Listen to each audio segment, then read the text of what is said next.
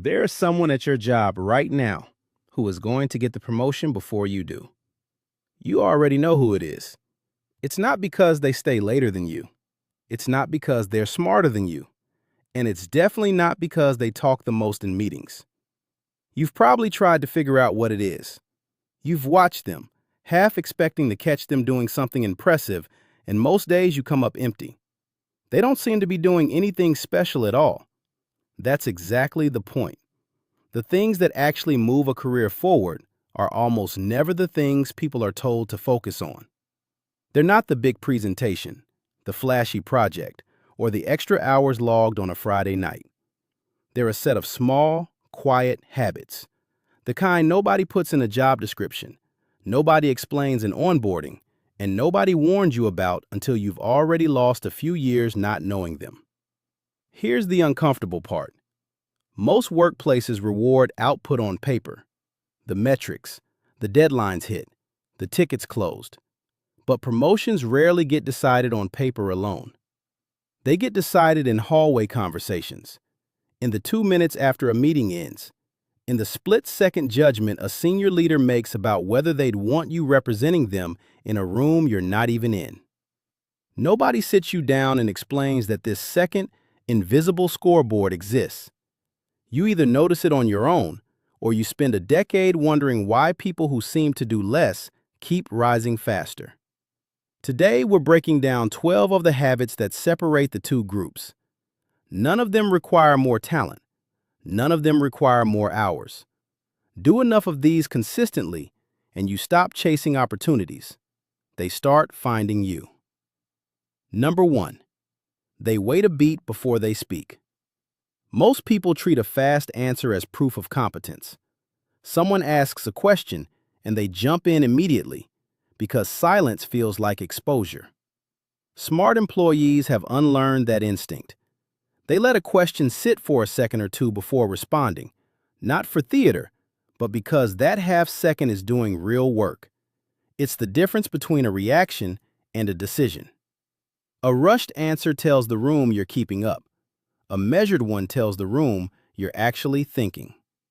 Nobody in the meeting consciously registers the pause. What they register, over months of these interactions, is a feeling that this person doesn't get rattled. And that feeling turns into trust long before anyone can explain why. Number 2. They keep complaints out of anything with a timestamp. Every message you send at work has a life after you send it. It can be screenshotted, forwarded, pulled up in an HR conversation, or reread by someone 2 years from now who never knew the context. Smart employees treat every email, every Slack message, every text as something that could one day be read aloud in a room they're not in. So when something goes wrong, they don't type it out. They talk to someone. They take a walk. They let it pass through their body instead of their keyboard. It costs them nothing in the moment, and nobody notices the discipline. But 5 years in, their digital trail reads as calm and professional, while half the office has a paper trail of their worst days sitting quietly in some inbox. Number 3. They turn objections into questions. Watch closely the next time a sharp employee disagrees with an idea in a meeting. They almost never say, "I disagree." Instead, you'll hear something like, "What happens if the timeline slips?" Or, "Has anyone checked this with finance yet?" On the surface, it sounds like curiosity. Underneath, it's a fully formed objection, just repackaged so the room does the work of evaluating it instead of them. The idea's owner now has to defend it. The most senior person in the room now has to weigh in. And the person who raised the question walks away having shaped the outcome without ever being on record as the one who pushed back. Number 4. They stop chasing every piece of credit. When somebody else takes credit for shared work, the instinct is to correct it on the spot. A quick, "We actually built that together," dropped into the meeting. Smart employees let most of these go. Not out of passivity, but because they've noticed something. The person who corrects the record every single time starts to look like they're keeping score, and that reputation costs more than the missed credit ever did. So they save the pushback for the moments that genuinely matter: the big project, the promotion case, the review that actually shapes their year. Everything smaller, they let slide. The people actually paying attention already know who did the work, and noticing that someone didn't need to say so only raises their opinion further. Number 5, they invest in relationships long before they need anything from them. The coffee chat that goes nowhere, the message congratulating a colleague on something small, the effort to remember a detail from a conversation 3 months ago. None of it looks like strategy in the moment. It looks like being a decent person.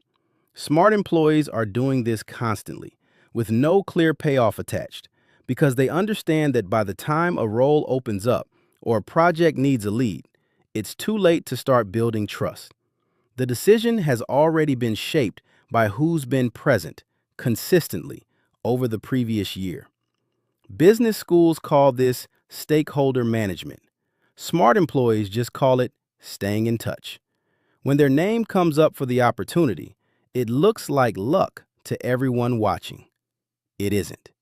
It's the compound interest on dozens of 5-minute conversations nobody was keeping track of. Number 6, they control what their face says. Bad news lands differently depending on how visibly you react to it. A canceled project, a deal that falls apart, a sudden resignation. Most people's faces give away exactly what they're thinking within seconds. Smart employees have trained themselves out of that. Not a forced smile, not a blank stare, just a steadiness that signals they're absorbing the information without being knocked off balance by it. Executive coaches call this executive presence, and it's one of the most reliable predictors of who gets trusted with harder problems. In a high-stakes room, the person who stays composed when everyone else visibly reacts is the person the decision-makers quietly start relying on. Number 7, they document their own wins before anyone asks them to. There's no policy that requires this. No manager assigns it. But almost every high-performing employee keeps some version of a private log, a running note of what they worked on, what changed because of it, and what the actual outcome was. They know that memory is a terrible tool for making a case for yourself, whether that's in a performance review, a negotiation, or a conversation with a recruiter 2 years later. It takes 5 minutes on a Friday to jot down, but when the moment comes to advocate for themselves, they show up with specifics, numbers, dates, outcomes, while everyone else shows up with a vague sense that this was a hard year. Number 8, they say "I don't know" without flinching. Most people have been conditioned to treat those 3 words as a failure, so instead they guess, hedge, or answer with confidence they don't actually have. Smart employees do the opposite. They say, "I'm not sure. Let me find out and get back to you." And they say it without apology, because they figured out something counterintuitive. That phrase builds more trust than a confident wrong answer ever could. It tells everyone in the room that when this person does speak with certainty, it's because they've actually earned it. Over time, the people who bluff get quietly discounted, and the people who admit uncertainty become the ones whose word carries weight. Number 9, they treat everyone in the building like they matter because they do. The office manager, the new intern, the contractor who's only around for a quarter, the executive assistant nobody remembers to greet. Smart employees learn their names, ask real questions, and remember the answers. It's not calculated, even though it pays off in calculated ways. Information tends to move through the people everyone else overlooks. And today's overlooked intern is sometimes tomorrow's decision maker. But the deeper reason it works is simpler than strategy. People remember how they were made to feel. And an entire building full of people who feel genuinely seen by you is an asset no LinkedIn headline can buy. Number 10, they hold information instead of passing it along. This one is easy to miss because it looks like nothing more than being a good listener.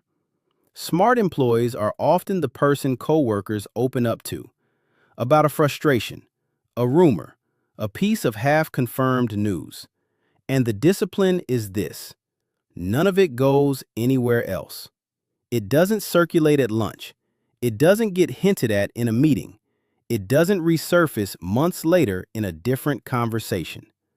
Over time, this earns them a reputation that's almost impossible to manufacture any other way, that they are safe to talk to. Ironically, that reputation means more information flows toward them than anyone else in the building, simply because they're the one person everyone trusts to actually keep it. Number 11, they step away from rooms that are turning negative.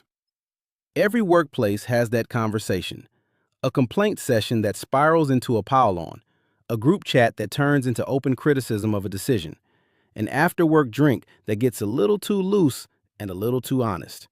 Staying feels natural. Leaving feels awkward. Smart employees leave anyway, quietly and without announcing it. They remember a call they need to take, or they just drift out of the thread. They've learned that whatever gets said in that room doesn't stay in that room. It gets repeated, exaggerated, and eventually lands somewhere it shouldn't. By staying out of it, their name stays clean in conversations they were never part of, and clean names are the ones that get brought up when it matters. Number 12, they send the follow-up nobody asked for. After a tough conversation, a project wraps, or a meeting ends, they take 2 minutes to send a short note, a recap of what was decided, a genuine thank you, a line acknowledging something someone said. Nobody requested it. No single note changes anything on its own. But repeated across years, it builds a reputation that's almost impossible to fake. That this person follows through, that working with them is easy, that they can be trusted to close the loop without being chased. When it's time to hand something important to someone, those 2-minute notes are often the quiet reason one name comes to mind before anyone else's. Here's the thing all 12 of these have in common. Every person around you at work, your manager, your peers, the people above you, the people below you, is watching, whether they mean to or not. They're watching how you handle a pause, how you handle credit, how you treat people who can't do anything for you, and how your face holds up when things go wrong. That watching becomes an impression. The impression becomes a reputation. And the reputation becomes the career you end up with, often regardless of how hard you actually worked. Most people who feel stuck aren't stuck from lack of effort. They're pouring everything into the visible layer, the deliverables, the hours, the output, while the real decisions are being shaped in a layer nobody explicitly teaches you to manage. The employees who seem to move faster than everyone else usually aren't more talented. They just learned, earlier than most, that the invisible layer is where careers are actually built. And once you see it, you can't unsee it. You start noticing it in every meeting, every hallway exchange, every Slack thread you almost typed something you'd regret into. You don't need all 12 starting Monday. That's not how habits work. And trying to overhaul yourself overnight usually just means you drop all of them by Wednesday. Pick the one that landed hardest while you were listening to this. Practice just that one for the next month and watch what shifts. Your actual work won't change at all, but the way people talk about you when you're not in the room will. And in the long run, that's the only thing that ever really was.